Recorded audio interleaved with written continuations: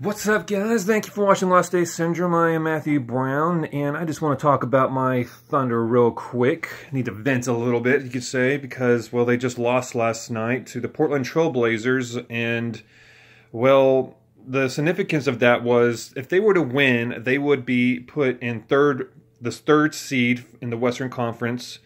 But now, since they lost, they are now the 7th seed. And was even more upsetting and confusing that Carmelo Anthony did not even play last night.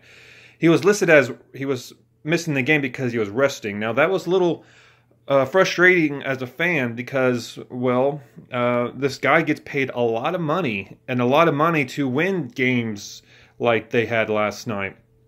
And, you know, if he was injured, I mean, that's what should be reported in the injury report on the reason why he can't play. He's got a bad back. Whatever. I don't know. Maybe he does. But if he did, that's what they should have put down in the injury report, not that he was resting, because it makes no sense why you would have one of your best players on the roster sit out a crucial game when the Thunder are playing, not just, you know, for trying to get a good seed, but they're trying to fight just to stay in the playoff race. I'm not even kidding. They're not that far removed from being out of the playoff race, and the West Conference is that close, unless, of course, you're talking about the top 2 seeds, Houston and Golden State. But everyone else practically, I mean, no one's really set in stone on what seed you're going to be in the playoffs, or even if you're going to make the playoffs. And I have to include the Thunder in that group because, well, they're barely beating teams that they should. Okay, they had to go to overtime to beat the Dallas Mavericks. The Dallas Mavericks have practically already admitted that they're tanking the season for a draft pick, and the Thunder had to go into overtime to beat this team who's trying to tank for the season. It's a little embarrassing, I have to say, the Thunder fan, and it should be embarrassing also as the organization that they have the third highest from my standing, paying the third highest luxury tax in the NBA, the third, and they might make the playoffs. Okay, so if they're paying this kind of money and this is the product that they're getting, somebody has to lose their job, especially if they don't even make the playoffs. I mean, heads should roll if they don't make the playoffs. I'm not calling for the GM Presti. Not even, I don't know. I mean, I still have mixed feelings about Billy Donovan. I had it from the very beginning. He's obviously a good coach, especially great college coach. A little still maybe unproven to be on the professional level. However, I just didn't, you know, right now I'm just not really seeing any, I don't know. It's hard for me to even see much of a difference between the strategies and the offense philosophy when Scott Brooks was there and now Billy Donovan. I couldn't tell you the difference. But you know, I mean, obviously, what one difference is there's no more Kevin Durant. There's no more as much offensive power as there used to be. Yeah, there's Carmelo Anthony and Paul George and the emergence of Steven Adams, but I mean, that's practically, you know, everyone else is just in the lower end of their career, or they're just really young, or some are just not really going to do anything. And that's pretty much what we have as the core of this roster, and it's just a little frustrating that it's hard for me to even see where things are going to go from here. You know, I mean, if honestly, I'm at the point, if I'm a Thunder fan, you know, I am a Thunder fan, but if I want the Thunder to make the playoffs, I would rather just go ahead and face Golden State in the first series, because why would the Thunder, you know, if they even were to, you know, squeak by, or, you know, or sneak by the first round, let's say they play the Timberwolves, okay, in the first round, how can you expect with the, you know, the small roster they have, and how they're going to be able to compete with Golden State in the second round? That they're going to be way too beat up to even try and get past Minnesota, a team like Minnesota. And you think that they can actually get past Golden State in the second round? I don't think that's possible. If anything has proven in the NBA history of playoffs, is that if the historic upsets have happened in the first round. And so that's why, you know, as a Thunder fan, I'm at the point where, you know what, let's just go ahead and face Golden State from the get-go. You know, we might as well, because if they're going to, you know, have a chance, it's going to be in the first round. There's no way they're going to beat them in the second round. I mean, it's pretty confident for me to say that. I would love to be proven wrong. Don't get me wrong. It's just that I don't see any product in the court, especially since the All-Star break. And you can maybe even say since the injury of Andre Robertson, that I've pretty much the air has been deflated from the balloon, and it's hard for me to even pretend that there's even reason for hope when, like I said, that the Thunder had to go into overtime to beat a Dallas Mavericks team that has already admitted that they're taking the season. And that the Thunder rest one of their best players against a team that they needed pretty much a full staff, a full roster to beat, because they haven't won in Portland. I think someone said, like, going to that game, I think 7 games. Is that right? If I'm not even sure. It wouldn't surprise me, because it seems like it's been a long time since the Thunder have had any success in Portland. And now it just seems like Portland has the Thunder's number. Minnesota has the Thunder's number.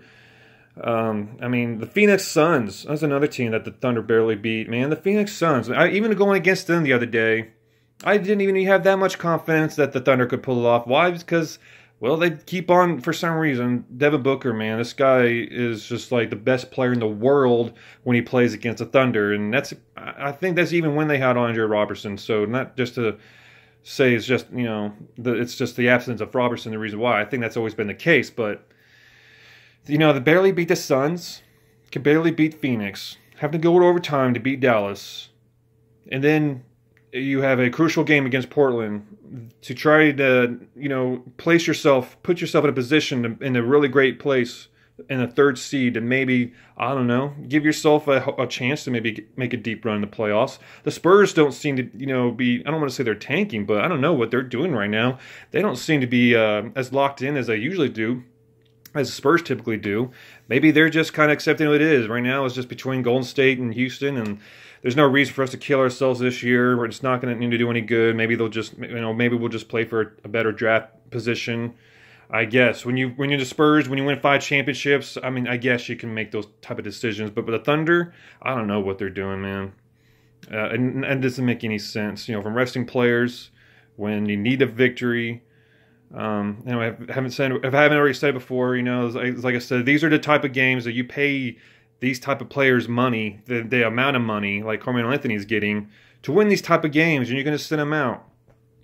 That doesn't make sense to me.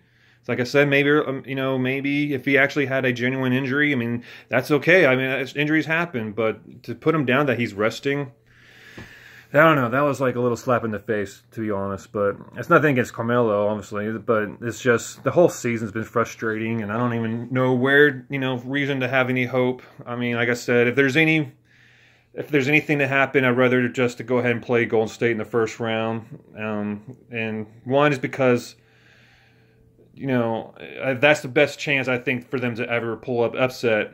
And 2, at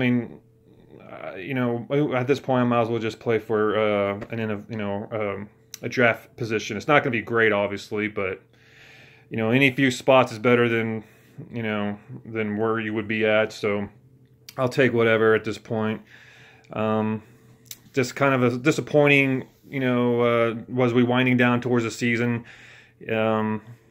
I was actually, if you remember earlier one of my videos, there was a time during the season that I was actually very hopeful when Andre Robertson was injured or playing. I think that the Thunder actually were on for 15-0 or like on a certain period. They won 15 games. They were like 15-0 when all their starters were playing. When all 5 starters were playing, they were like on a 15-game winning streak, or something similar to that. And obviously, after Robertson was injured, it hasn't been the same. The defense hasn't been the same. And that was basically what was going to be the staple of this team this year. And now, since they lost our best defensive player, it's hard to feel that the defensive philosophy is going to be as effective as we had originally planned going into the year. So, but anyway, that's pretty much it. Just I don't know. All I'm saying is hope the Thunder make the playoffs, and I think the best chance to do anything is really just go ahead and face Golden State in the first round. That's the only chance that they have an upset. Maybe that momentum of upsetting them would maybe convince Paul George or Melo to stay. I don't know really anymore. I'm on the fence that George stays, and Melo as well. At least Westbrook is locked in for 5 years, so that doesn't mean they're going to be contending for championships or anything, but at least we'll have some exciting basketball to watch. So I guess that's the silver lining. So I wish I had some really positive things to say, you know, especially being a Thunder fan. We've gotten spoiled, you know, during the Durant and Westbrook years, and it's just a shame how that ended. And it looks like, unless some miracle happens in the playoffs or even this offseason, it just seems like we, as a Thunder fan, might have to be preparing ourselves for perhaps some mediocrity type of years before something great happens. And like maybe Westbrook will have a type of, you know, finalizing career like maybe Dirk Nowitzki did, where he just, you know, had his good time, and then, you know, somehow the roster just aligned perfectly for it to be a symbol for them to make a deep run and win a championship. That maybe that's the only way Westbrook can maybe get one, but it's hard to vision a definitely a dynasty run or anything. But I guess that's about it. Just want to kind of get off my my little rants about the Thunder, and you know, if you let me know what you think, you know, comment, like below, and don't forget to subscribe if you're new, especially if you're a Thunder fan, for more you know, talk, or even if you're an NBA fan. I could always, you know, welcome other NBA fans talking about it. But anyways, that's all I want to say. I want to thank you guys for watching, and I'll be having some more videos coming up soon. Gardening season's coming up soon, so if you follow my channel for gardening, then I just want to give you a heads up that we'll be doing some of those type of videos in the near future. So that's all I got for you guys, and I want to appreciate again for you watching, and I'll see you next time. Later, guys.